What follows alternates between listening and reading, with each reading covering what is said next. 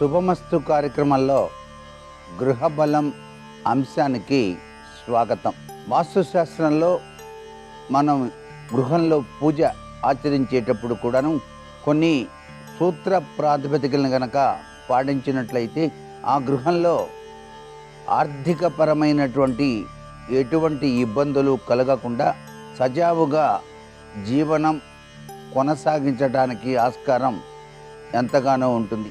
సహజసిద్ధంగా లక్ష్మీదేవి పూజ చేసేటువంటి వాళ్ళు ఆవు పాలతో తయారు చేసినటువంటి పరమాన్నాన్ని తప్పనిసరిగా నైవేద్యంగా సమర్పించేటువంటి సాంప్రదాయబద్ధమైనటువంటి విధి విధానాన్ని పాటించవలసి ఉంటుంది.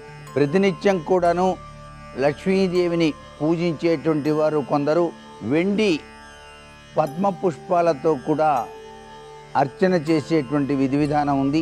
ఆ పద్మ పుష్పాలను ప్రతిరోజు తీసినప్పుడు దానిపైన నీటిని చల్లి తర్వాత ఉపయోగించుకోవటం అనేటువంటి సాంప్రదాయబద్ధమైనటువంటి విధి విధానం కూడాను లక్ష్మీదేవి యొక్క దివ్యవంతమైన అనుగ్రహానికి నాంది పలికినట్టుగా అవుతుంది అనే విషయాన్ని కూడా గుర్తుపెట్టుకోవాలి. సహజసిద్ధంగా అష్టలక్ష్మి స్వరూపతత్వంలో విరాజిల్లేటువంటి లక్ష్మణుల్లో ధైర్యలక్ష్మి సాహసానికి నిదర్శనంగా మనకు శాస్త్రాలు చెప్పాయి. అయితే విద్యాలక్ష్మి బదులుగా ఐశ్వర్యలక్ష్మిని, ధైర్యలక్ష్మి బదులుగా వీరలక్ష్మిని చాలామంది చెబుతూ ఉంటారు. రెండు రకాలు కూడాను ఉత్తమోత్తమైనటువంటివే. అయితే మొదటి క్రమం మరింత సమంజసంగా ఉండవలసి వస్తుంది. కాబట్టి విద్య కూడాను లక్ష్మీ స్వరూపమే.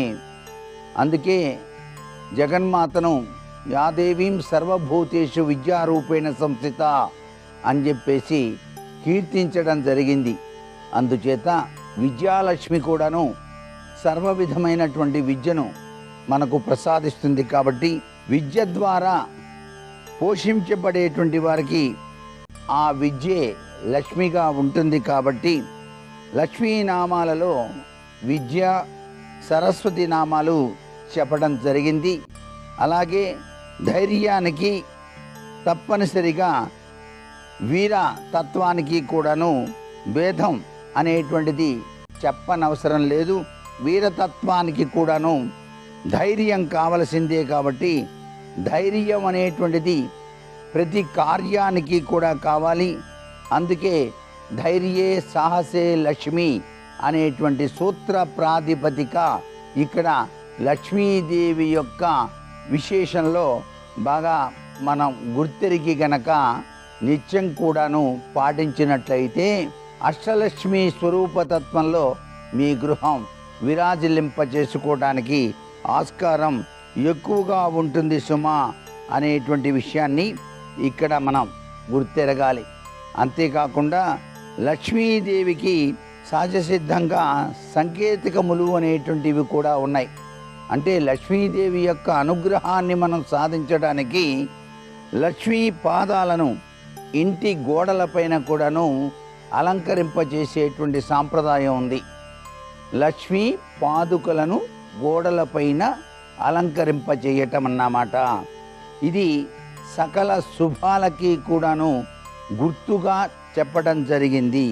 అలాగే స్వస్తికు గుర్తు కూడాను మనకు చాలా చక్కటి శుభదాయకవంతమైనటువంటి ప్రభావాన్ని ఇస్తుంది. కాబట్టి స్వస్తికు గుర్తులో శుభం, లాభం అనేటువంటి తత్వచింతన ఇమిడి ఉంది. కాబట్టి మనం వ్యాపార కేంద్రాల వద్ద కూడాను ఈ గుర్తును వినియోగిస్తూ లక్ష్మీదేవి యొక్క అనుగ్రహానికి పాత్రలమై చక్కగా సజావుగా జీవితాన్ని కొనసాగిస్తున్నామన్నమాట.